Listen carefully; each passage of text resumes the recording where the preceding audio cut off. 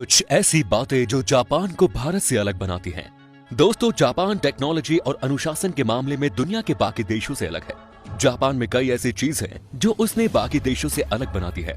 और आज हम आपको जापान की 5 ऐसी बातों के बारे में बताने वाले हैं जिससे जापान को पूरी दुनिया में अलग निगाहों से देखा जाता है। दोस्तों, आज भारत में लोग अपनी भाषा को भूलकर इंग्लिश पर ज्यादा ध्यान दे रहे हैं। अगर आप इंग्लिश नहीं समझ पाते या फिर बोलने में हिचकिचाते हैं तो लोग आपको अनपढ़ समझने लगते हैं। लेकिन जापान में ये जरूरी नहीं है कि आप जापानीज के अलावा कोई और भाषा सीखें। और वहाँ सभी जगहों पर जापानीज ही बोली जाती है, लेकिन सभी जगहों के एसेंट अलग अलग होते हैं। इसीलिए जापान में लोग अपनी ही भाषा पर ज्यादा ध्यान देते हैं और जापानीज में ही मैक्सिमम लेवल तक पहुँचने की कोशिश करते हैं। इससे हमें यही सीखने को मिलता है कि हमेशा अपनी चीजों को अपनाओ, क्योंकि दिखावे पर तो दुनिया मरती है। दोस्तों, जैसे हमारे भारत में हम किसी भी बिल्डिंग में जाते समय हमारी शुरुआत ग्राउंड फ्लोर, फर्स्ट फ्लोर और सेकंड फ्लोर से होती है, तो वही जापान में ग्राउंड फ्लोर गिना ही नहीं जाता। जापान में ग्राउंड फ्लोर को ही फर्स्ट फ्लोर से गिना जाता है और उसी के बाद आगे की गिनती चालू होती है। जो भारतीय भारत से जापान जाते हैं उन्हें इस चीज को समझने में थोड़े समय तक काफी दिक्कत होती है, लेकिन जापान में रहने के साथ साथ आप ये सब चीजें सीख जाते हैं।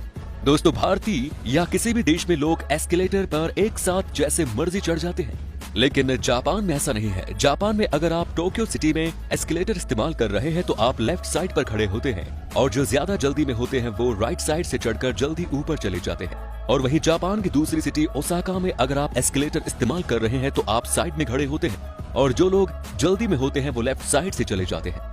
अगर आप इस रूल को जापान में फॉलो नहीं करते तो लोग आपको अनुशासनहीन समझने लगते हैं और ऐसा मानते हैं कि आपको जापान की बेसिक रूल भी नहीं पता। अगर हम बात करें भारत की, तो भारत के किसी भी रेस्टोरेंट में अगर आप किसी वेटर को टिप देते हैं तो वेटर खुशी खुशी उसे एक्सेप्ट कर लेते हैं और लगभग दुनिया के हर रेस्टोरेंट में ऐसा होता है। लेकिन जापान में किसी भी व्यक्ति को टिप देना बुरा समझा जाता है। जापान के लोग ऐसा मानते हैं कि टिप देने से आप उन्हें नीचा दिखा रहे हैं। अगर आप किसी बार को जापान में टिप देते हैं तो वो लेने से मना कर देते हैं या फिर आपको वापस आके पैसे दे देते हैं। तो इसीलिए अगर आप जापान जाते हैं तो वहाँ ऐसी गलती ना करें। जापान के हर होटल में ऑनसेन बने होते हैं जो छोटे छोटे बाथटब होते हैं। इन बाथटब में एक बार में 10 से 15 लोग बिना कपड़ों के घुस जाते हैं। यहाँ पर आप अंडरवियर भी नहीं पहन सकते। तो ये एक और बड़ा अंतर है जापान और बाकी देशों में। ये अजीब चीज आपको जापान के अलावा किसी और देश में देखने को नहीं मिलेगी। दोस्तों, अगर हम अनुशासन और तकनीक की बात करें तो जापान ने ही इस देश ने अपने आप को हर प्लेटफॉर्म पर बाकी सबसे बेहतर सिद्ध किया है।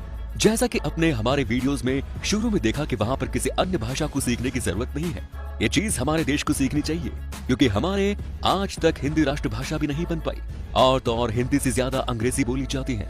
जिसको अंग्रेजी नहीं आती उसको बहुत नीचा दिखाया जाता है हर जगह। सिर्फ जापान ही नहीं, काफी विकसित देश हैं जो अपनी चीज को ही फॉलो करते हैं। अगर आप इस बात से सहमत हैं तो कमेंट्स में जरूर बताएं और वीडियो को आगे शेयर जरूर करें। धन्यवाद।